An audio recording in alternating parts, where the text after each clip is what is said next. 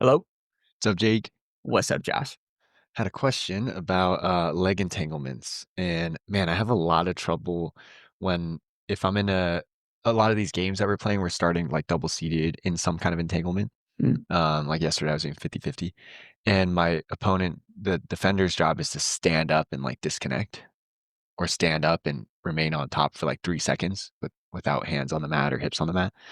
And man, I suck at keeping people down with my legs. right. So I'm curious what the major battles are in the leg entanglement world Mm, for the attacker and the defender. gotcha. Okay. Um, so how I guess, classic. How do you currently think about the problem like from 50-50 and your opponent's trying to stand up? How do you currently think about trying to keep their hips grounded? Yeah. So from 50-50, I kind of just like put all my weight towards their hip, towards my feet, I guess, and Mm, leaning that way to just, I don't even know. Feels like the most roughest elementary way of just like, no, stay down, because they're mhm, trying to build height with their hips. So that's one way. When we were playing a little bit, one of the guys I was training with was really good at just grabbing the secondary leg, mm, and that made it really hard to get up. And that's something I don't think I'm doing very well is getting a hold of that secondary leg. mm. Um, so yeah, those were just some things we were noticing yesterday. Yeah, let me see real quick actually. So, Yeah, okay, so one thing to think about, right? So if the leg is going straight across, so you're in like single leg X or outside Ashi, something like this. In order to hide their heel from an outside heel hook, they're going to want to turn towards the camera, mhm, right? To defend an outside heel hook. But in order to stand up, they're going to want to turn away from the camera. So from a straight situation, they kind of have to decide whether they want to hide their heel or build base. Does that make sense? yeah, If you pass the leg across, so now you're in like cross ashi or 50-50. Now to hide their heel, let's see if you pass it. Yeah, okay. So now to hide their heel, they're turning away from the camera. And to build base, they're turning away from the camera. So to hide their heel and to build base, they turn away from the camera. So at least for me, like if someone is trying to build base, I think it's easier to keep them down from the straight situation because you can threaten the heel hook when they try to stand up. So you kind of give them something to think about when they're trying to stand up. So that's one thing to potentially consider. So at least for me, at least like what I've been trying to do recently is get the leg like straight, get some control over their secondary leg, and then try and pass the leg over. So now you're entering cross ashi and you already have their secondary leg. So they can't build base like right away and hide their heel at the same time. Um, so yeah, I'll pause there and kind of get your initial thoughts on that. But yeah, that's something I've been kind of playing with in my own game. dude, that is the light bulb moment for me was that if you're in a leg entanglement and it's a straight leg versus a cross leg, the dilemma of heel exposure versus standing up is different. One side, it's like if they rotate to stand up, they're giving you heel exposure. The other side, if they're standing up and rotating that way, they're not giving you heel exposure. Exactly. Wow. I think there's a version of the game that I should play it where we start in any entanglement, a straight or a cross, and then the goal for the defender is to stand up, base for like 3 seconds with their hands off the mat to win. And the attacker has to keep them on their hips first. And if you just catch a heel, you win. Like if you just capture the toes. Right. Because then it will really force us to play this dilemma of heel exposure versus ability to stand, like stand upableness or ability to stand up. Damn, that's Exactly. interesting. Wait, so okay, let me review real quick. On the straight side, in any straight entanglement, if they're gonna rotate to base, they're giving you heel exposure. On the cross side, oh, if they're gonna rotate to base, they're not giving you heel exposure. They're actually hiding their heel. Exactly. Damn, that's interesting. The other thing to think, okay, so just to kind of like wrap that up, kind of like you were talking about, like designing the games so you can like I don't think it's necessarily a problem to design a game where it's like you start in 50-50, you're just trying to keep the hips down and there's no element of heel exposure because you're trying to basically solve the problem through other means. Um, but I do think eventually it's nice to like incorporate like the whole picture. So now you can start to see how these like how heel hooks help you keep the person grounded, you know? Um, so yeah, I think it's good to isolate the skill of like just trying to keep them grounded, but then like kind of broaden it and kind of paint the whole picture, you know? Uh, Um, it reminds me of what Greg says about you can control directly or indirectly. And it seems like the exactly. heel exposure is a way to control indirectly because if they rotate to stand up, they're giving you have threat to keep them down instead of direct, I don't know, force or whatever to keep them down. Exactly. So I guess one of the tools to keep them down is heel exposure, and the other one is the straight versus cross orientation, which I guess maybe that's more related to the heel exposure. Exactly. Okay, okay. Yeah. Is it the secondary leg? That's the other huge element here. Secondary leg is really important. You just want to like interact with their secondary leg in some way. Would be very nice.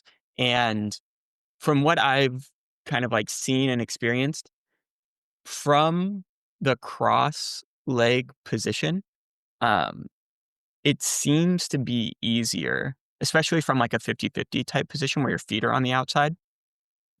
It can be hard to access the secondary leg by spinning, like trying to go in between their legs. You definitely can, and if you can spin in between their legs, it's great because then you like can like if there's heel hooks involved, you come out the back in the backside 50-50 with like heel exposure already, and you're like threatening submission right away.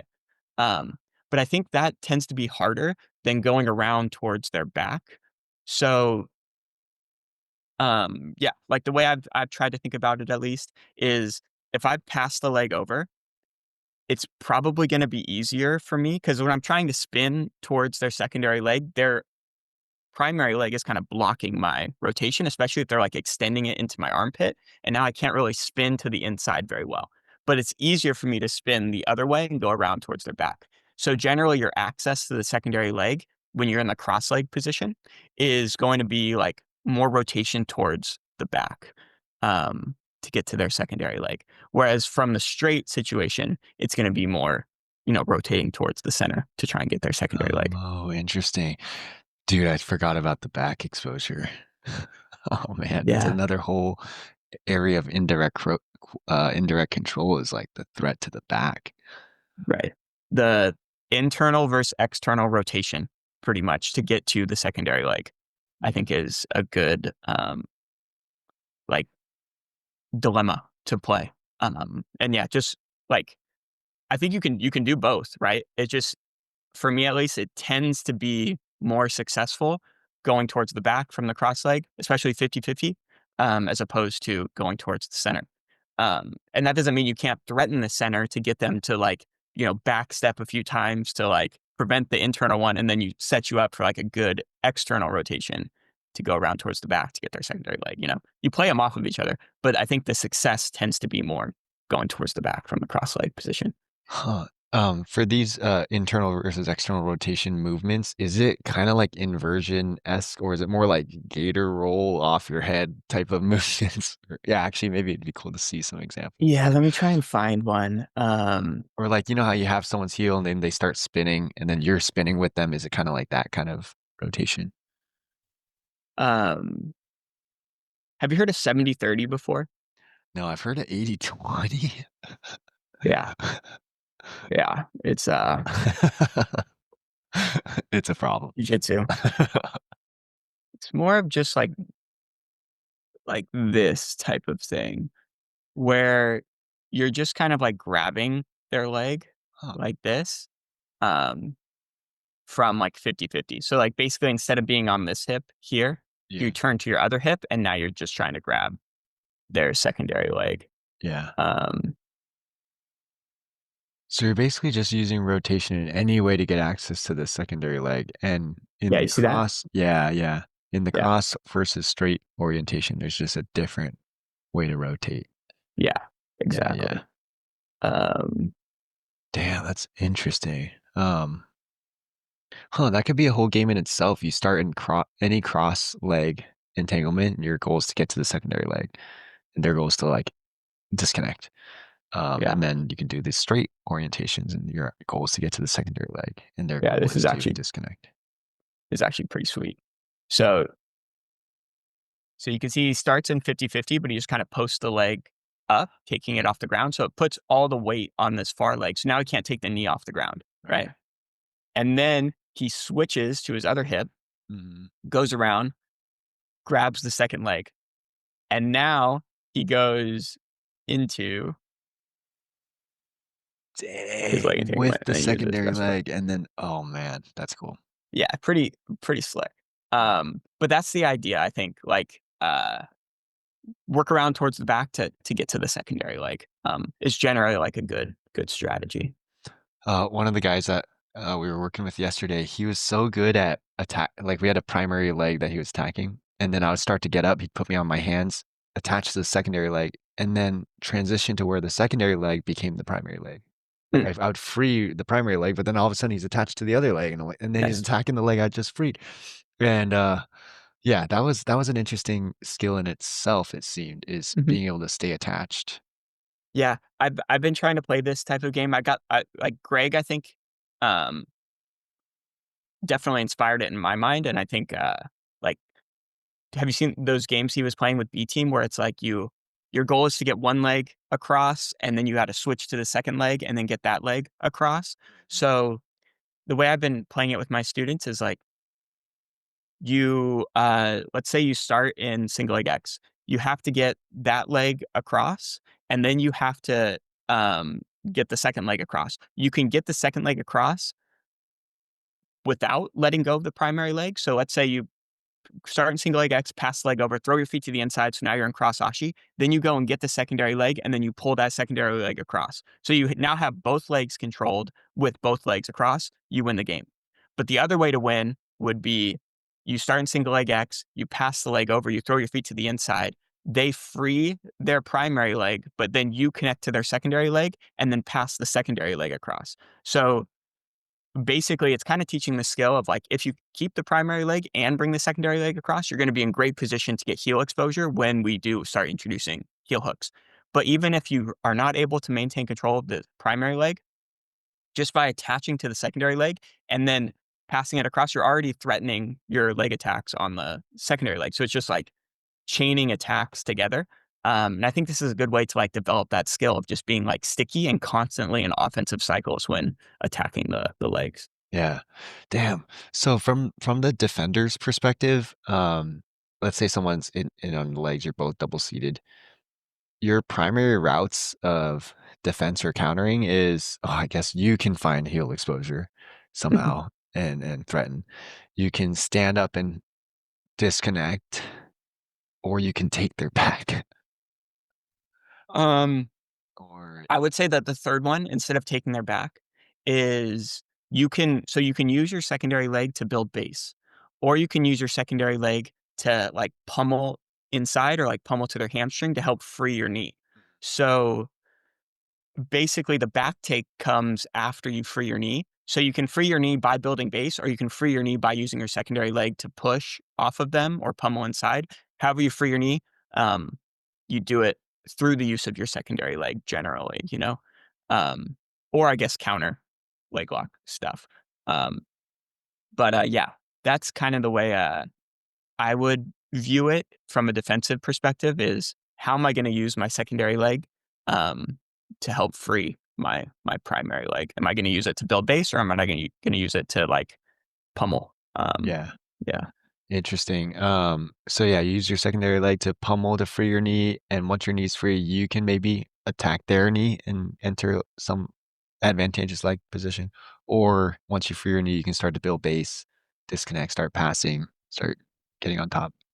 Well, so, once you free your knee, um, this is where, like, the back takes come in, that type of thing. So, the way you just worded it back to me was, once you free your knee, now you can start building base. But the way I would think about it is like you can build base before freeing your knee. Like you build base so now you can use gravity to help you free your knee.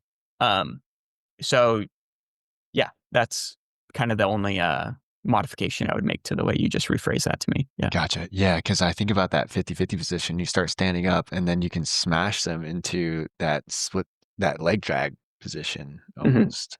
Um, yeah, it kind of goes back to like what's 50-50 versus being just pinned in a split the leg leg drag position. There's like a transition point there, you know? Yeah. So if you smash from 50-50, you'll end up in like this type of position. Whereas if you smash from outside Ashi, it's more of like a traditional leg drag. Okay, okay. Maybe I meant outside Ashi. Yeah, but either way, I think we understand what you're saying, right? Yeah, Like, you're getting this knee like down to the mat, and you're starting to smash yeah, by getting your primary knee like down to the mat. right. Um, but again, from the attacker's perspective, I think like now it becomes hard to get to the secondary leg um, when you start to get smashed. So this is where like rotation starts to become very helpful, and this might be a bit more of a weird rotation. Like you can see he rolls over his face Yeah. to Okay. start breaking it. So Ethan had to roll, and then now he broke him down to a hip again, by using rotation. And Right. what I've heard called a face roll, where you like roll over your forehead. Yeah. Um, but yeah, this is a thing I think is another good application of using rotation. Yeah. Yeah, Interesting. Okay, cool. This definitely opened up my perspective on several battles happening in the entanglement situation and maybe designing games to highlight those different battles. But yeah, the right. building height battle is just one that I've struggled with a lot. And so yeah, I'm Yeah, excited to play between straight cross with the heel exposure and then that's access to the secondary leg. yeah. A couple other things to think about, just like to wrap up the idea of rotation. So the example we just watched from Diego Pato, he used rotation to attack the primary leg. So basically, if Ethan didn't roll, Diego Pato is going to get heel exposure and finish a inside heel hook on the primary leg. So Ethan rolls to defend the primary leg, and that breaks him down to a hip. You can also use rotation to attack the secondary leg and like threaten to gain control over the secondary leg. So rotation can be used to attack either leg is basically what I'm saying. And then the other thing to potentially consider is kind of the same thing that the we were talking about with the defender. How once they free their knee, now they can look to like defend the leg locks with like back takes and things like this. So there tends to be a relationship between leg entanglements and back takes, both from a defender's perspective and an offensive person's perspective. So as they're building height, they tend to give you more space to get behind their knees and start to threaten back exposure, especially when you're past the leg across and you're in these like 50-50 type situations. So the other thing to maybe consider when you're trying to keep someone down on a hip is threatening back exposure makes them want to put their back on the mat to defend the back exposure. So I think this is a good like additional dilemma to play when you're trying to keep the person's hips grounded is having some threat to get to their back. Wow. It's a Yeah. threat of positional advancement that can keep them on their hip. Damn, that's interesting too. Yeah. Wow. Huh. It's almost like the threat when you're going from the back and they're trying to roll off, and now you're like coming up on mount, and then they decide, I'd rather just give you my back. And it's like just It's exactly bad what it is. position to another bad position. It's exactly what it is. Exactly. Oh, interesting. Okay, cool. Damn, lots of stuff to play with. I'll probably have to re-listen to this one and think about some games, but yeah, Yeah. it's a good one. Cool. Yeah. It's a lot to process. But yeah, I think the overall theme is, try and get access to the secondary leg would be a huge help. And you can like access to the secondary, like interacting with the secondary leg can come in many forms. You can do it with your hands, you can do it with your legs. Um, yeah, like something I've been doing a lot recently. Because I got this from Josh, Saunders, where he talked about how when he was in his match with Gordon, Gordon was attacking from single leg X,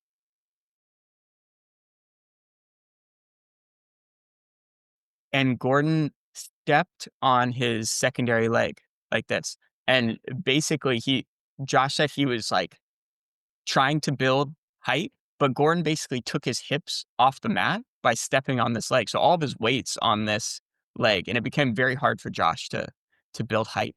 So it can be subtle, like just like interacting with our secondary leg can be like I'm grabbing it, like this would be very nice, but it can also be more subtle things like this.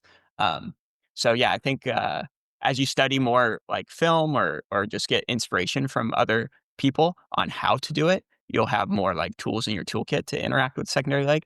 Um, but yeah, like just little things like that, I think kind of go a long way in keeping the hips grounded. That is a very cool example. Actually, can we play that out and see what happened in that Yeah, with that foot? yeah,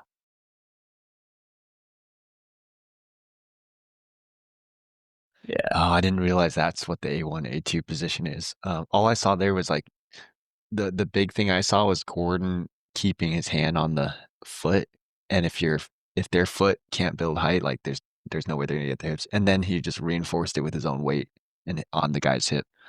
exactly. Yeah, so the Mm. the A1, A2 is just a really good way of controlling their heist leg as you're, like, transitioning from bottom to top, and then with that control of the heist leg, you can kind of determine what you wanna do based on the pressure that they're giving you. Like, if they're pressuring into you a lot, it's like, "Man, I don't feel like I can come up and complete this sweep, so I'm gonna go back into the legs," and it just kinda gives you that, like, checkpoint to kind of, like, dictate what you wanna do, you know? Yeah. Wow, that's so cool. I like it.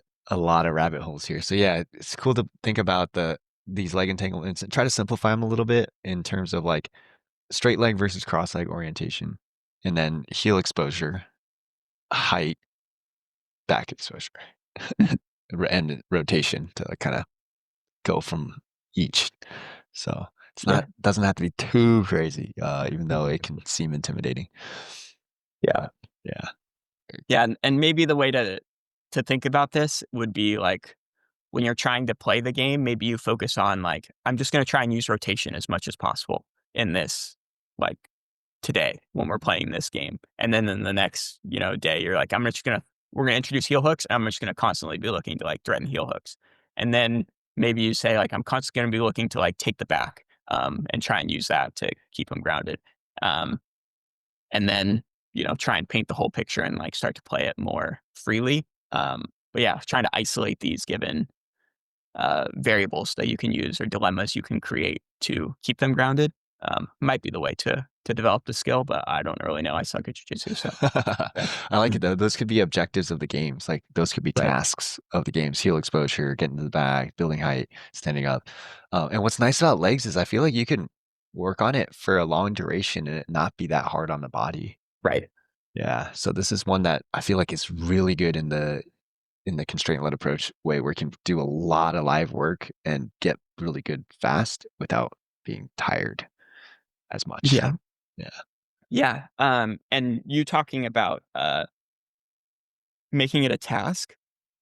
Um, I don't know if this is just me, like, not understanding the terminology as well, but it might be helpful to make it like a win condition. So, yeah, okay. Yeah, yeah. I might have got Um, those mixed up. But yeah, yeah. Heel exposure as a win, yes, standing up, or disconnecting as a win, right. connecting your hands around their back somehow as a win. Yes, Yeah. exactly. Yeah, yeah. Yeah, I think that's a great way to design games. Yeah. Super cool. Thank you. This was awesome.